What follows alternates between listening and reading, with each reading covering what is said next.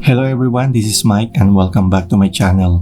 Mabagal bang internet mo dahil mahina ang Wi-Fi signal? Mahina ang Wi-Fi signal dahil malayo ka sa router or maraming barrier tulad ng wall or pader. Kaya hindi mo na masyadong masagap ang Wi-Fi signal na galing sa router. Kaya sa episode nito, tuturuan ko kayo ng tips and tricks kung paano palalakasin ang Wi-Fi signal para kahit malayo ka sa router mo, ay malakas pa rin ang Wi-Fi signal at internet connection mo.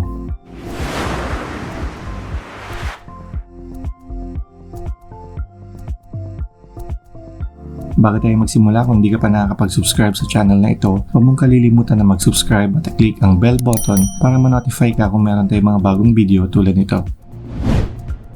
Take note lang po na ang palalakasin natin ay ang Wi-Fi signal at hindi po ang internet connection or yung data bandwidth. Dahil ang speed po ng internet ay nakadepende po sa data plan na kinuha natin mula sa mga ISP or Internet Service Provider. Okay, kahit malayo tayo sa ating router, halimbawa nasa salang router na nagbibigay ng Wi-Fi signal at ikaw na Wi-Fi user ay nasa kwarto, kusina, likod or harap ng bahay or kahit nasa kapitbahay ka pa at mahina ang Wi-Fi signal dahil malayo at may mga nakaharang tulad ng mga pader, may mga paraan upang mapalakas natin ang Wi-Fi signal or ma-extend ng ilang metro pa ang range ng Wi-Fi signal. Una, pwede nating palitan ang router ng mas magandang klase, yung mas malayo ang range ng kanyang pag-broadcast ng Wi-Fi signal.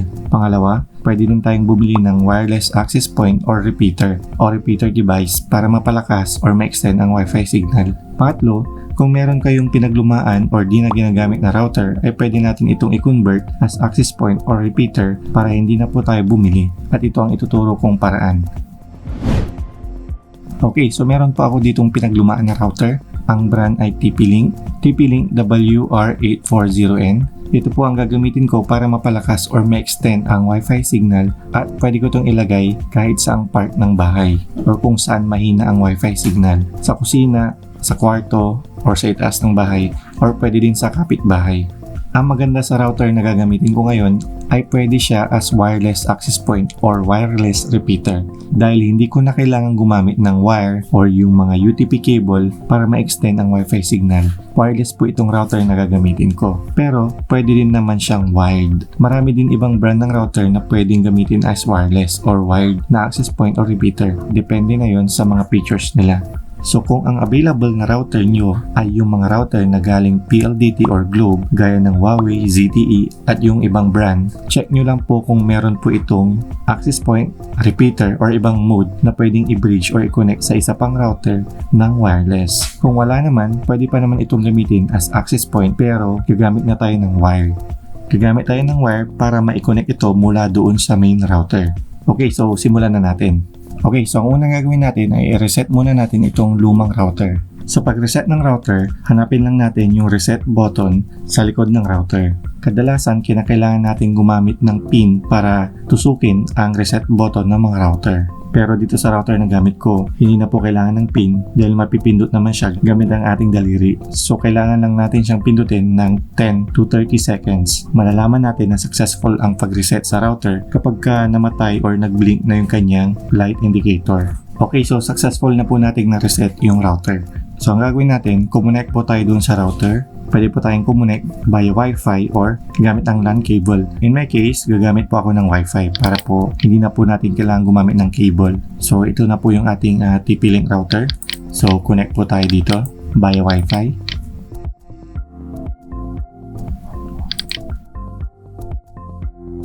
Ayan, so successful na po tayong nakakonect doon sa ating TP-Link router. Kung napapansin nyo po, no internet connection dahil hindi pa po natin siya na i-connect doon sa ating main router. Okay, para i-connect ito sa main router, para magkaroon na rin siya ng internet connection at pwede nating gamitin as repeater or access point, i-configure na natin itong router na ito. So una, alamin muna natin yung kanyang default gateway para mapasok po natin yung system ng router na ito.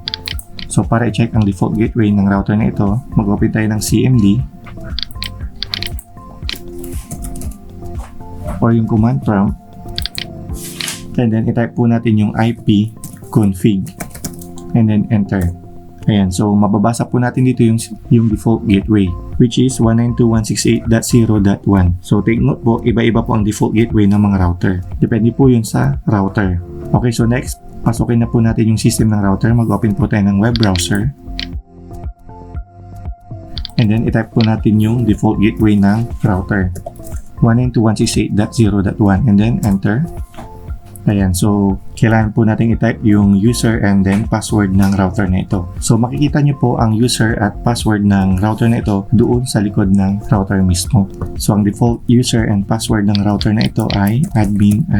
Pwede nyo rin po itong palitan kapag na-configure nyo na po siya. And then click login. Ayan, so ang susunod na gagawin natin ay pumunta po tayo sa may operation mode. And then, mamimili po tayo dito sa tatlong mode. Kung wireless router, ito po yung default configuration niya as router, as wireless router. And then, pwede rin pong access point at range extender. So, dahil gagamitin natin ito para mapalakas po yung Wi-Fi signal ng ating Wi-Fi, na pwede nating ilagay ang router nito doon sa mga area or location na kung saan mahina ang Wi-Fi signal. So, gagamitin natin siya as range extender. Pwede din naman po itong access point. Yun nga lang, kakailanganin po natin ng cable para i-connect from main router papunta dito sa ating TP-Link router. So, dahil gagamit po tayo ng wireless, ibig sabihin, hindi na po tayo gagamit ng wire para i-connect yung dalawang router. So, range extender po yung pipiliin natin. So, click ko po yung range extender and then save. And then, okay. So, hintayin lang po natin itong matapos. Ayan, so 100% na po. So, nag-reboot po yung ating router. So, connect po ulit tayo dun sa ating router. So, check po natin yung ating Wi-Fi connection. Ayan, so na-disconnect po tayo. So, kailangan po natin kumonect ulit dun sa ating TP-Link router. Ayan, so connected na po tayo. So, pasukin po ulit natin yung kanyang system. So, 192.168.0.1. Ayan, so yung system ng TP-Link router na ito is na-switch na natin from wireless router to range extender. Okay, so ang susunod na gagawin natin ay pumunta po tayo dito sa wireless. Ayan, so i-connect na po natin itong router na ito doon sa ating main router. So dito po sa SSID to be bridge, so kailangan po natin ditong i-identify yung main router natin kung saan i-connect itong router na ito. Click po natin itong scan para ma-scan niya po yung mga Wi-Fi na available. Ayan, so napapansin nyo po, dito po lalabas lahat ng available na Wi-Fi na pwede po nating i-connect itong ating range extender, itong ating router. Okay, so i-connect ko po siya dito sa ating PLDT router. So ito po siya, itong pangalawa. So click ko po itong connect. Ayan, so dito po sa may password, kailangan po nating i-type dito yung password ng ating main router, yung Wi-Fi na kung saan tayo kukonect, okay? Okay, so click natin yung save. Ayan, so habang nagsisave po siya, na-disconnect na po tayo doon sa TP-Link router. So ang mangyayari po, after po niyang ma-disconnect doon sa ating TP-Link router, yung ating TP-Link router na range extender ay kukonect na doon sa ating main router, yung PLDT router na Wi-Fi. Ayan, so ang susunod na gagawin po natin dito ay i-check na po natin yung ating Wi-Fi. Ayan, so kung napapansin nyo po, nawala na po dito yung TP-Link router natin na Wi-Fi. Nakakonect na po tayo dun sa ating main router. So bakit hindi na po natin dito nakikita yung Wi-Fi po ng ating TP-Link? Dahil po, nung ginamit po natin siya as range extender, ginaya po nung ating TP-Link router yung pangalan ng ating main Wi-Fi. So napapansin nyo po, connected po tayo dito sa ating PLDT Home Fiber, sabi niya dito. Pero ang totoo po, nakakonect po ito doon sa ating TP-Link. So yung router natin na TP-Link, pwede na po natin yung ilipat sa ibang location or sa ibang part ng ating bahay na kung saan mahina po yung Wi-Fi signal. So yun po yung magbibigay or magbabato ng mas malakas na Wi-Fi signal doon sa part ng bahay na paglalagay nyo ng router na yun. Ang kagandahan po sa ginawa po natin is pwede po nating ilipat yung TP-Link router dahil wala po siyang wire na nakakonect po doon sa ating main router. Nakakonect po siya wireless. Ayan, so kung napapansin nyo po, parehas po ang Wi-Fi name ng main router natin doon sa TP-Link router na ginamit natin as range extender. So may mga nagtatanong po kasi kung pwede pong palitan yung pangalan ng ating range extender na router para hindi parehas yung pangalan ng Wi-Fi ng main router doon sa range extender. So pwede po nating palitan yung pangalan ng Wi-Fi ng range extender na router. So para gawin yun, hindi na po natin pwedeng gamitin doon yung default gateway ng TP-Link router dahil hindi na po yung papasok. So halimbawa po, gagamitin natin yung 192.168.0.1. Ayan, so papansin nyo po, naglo-load lang siya. Hindi na po papasok yan dahil napalitan na po ng IP address yung ating TP-Link router. At ang IP address na gamit niya ay nanggagaling na doon sa ating main router. Kaya hindi na po mag-work yung default gateway ng ating TP-Link router. So paano natin malalaman yung bagong IP address na inassign ng main router doon sa ating TP-Link router? So may mga iba't ibang paraan para malaman natin ang IP address ng mga router na ginagamit natin. So pwede po tayong gumamit ng mobile phones, pwede din po natin gamitin yung computer. Since nakaharap po tayo sa computer, yung computer na po yung gagamitin natin para malaman yung IP address ng Wi-Fi range extender ng TP-Link router.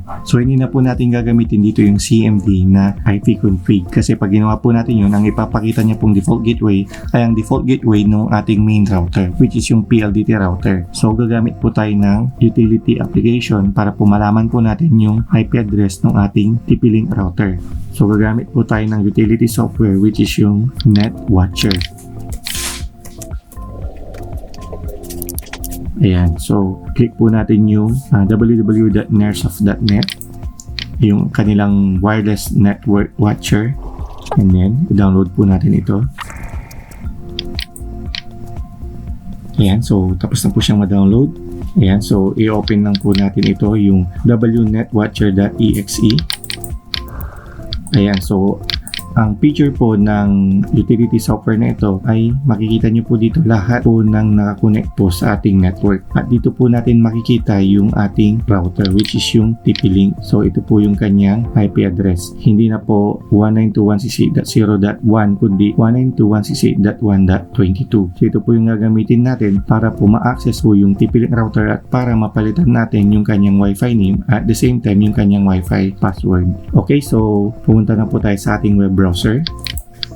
And then, itype po natin yung IP address ng ating TP-Link router 1.22. Ayan, so ito na po yung ating TP-Link router. So, login lang po tayo. Admin, login. Okay, so para po palitan ang Wi-Fi name and then Wi-Fi password ng ating range extender, pumunta po tayo dito sa wireless.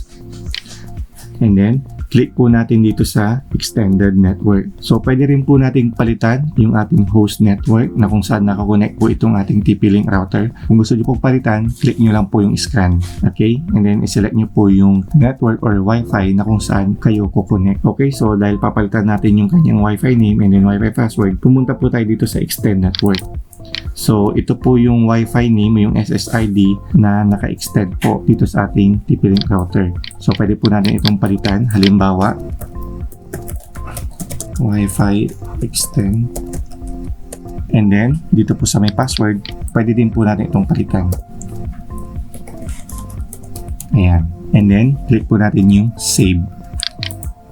So kapag sinave po natin ito, madi-disconnect na po tayo sa TP-Link router dahil magki-create na po siya ng kanyang sariling SSID. Okay, so i-check na po natin doon sa ating Wi-Fi kung lalabas na po yung ginawa natin ng Wi-Fi extender, yung bagong Wi-Fi name. So ito na po siya. So nakikita na po natin dito yung Wi-Fi name ng ating main router, yung PLDT Home Fiber, and then nakikita na rin po natin dito yung Wi-Fi name ng ating range extender. So pwede po tayong kumonect sa dalawang ito dahil parehas po ito na may internet connection dahil ito po yung in-extend natin na Wi-Fi, and then nakakonect po ito doon sa ating main router. So subukan po natin kumonect dito sa ating Wi-Fi extender. So click ko po yung connect and then type po natin yung password na nilagay natin kanina.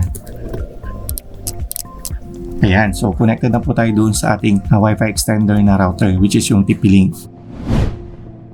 Okay, so ang kagandahan po nito, kahit saan po natin dalhin yung ating router as long as meron po siyang nasasagap na Wi-Fi signal, kahit isa o dalawang Wi-Fi signal galing po doon sa ating main router, ay ma-extend niya po yung ating Wi-Fi signal. Palalakasin niya po yung Wi-Fi signal kung saan nyo ilalagay itong ating range extender na TP-Link router. Pwede nyo po siyang ilagay sa iba't ibang part ng inyong bahay. Pwede rin po sa kapitbahay.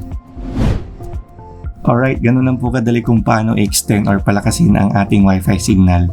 I hope may natutunan po kayo sa episode na ito. At syempre kung gusto mong maging updated sa mga video tutorials ng channel na ito, huwag mong kalilimutan na mag-subscribe at i-click ang bell button para ma-notify ka kung meron tayong mga bagong video tulad nito. Don't forget to like and share. Thank you for watching and kita-kits sa susunod na video.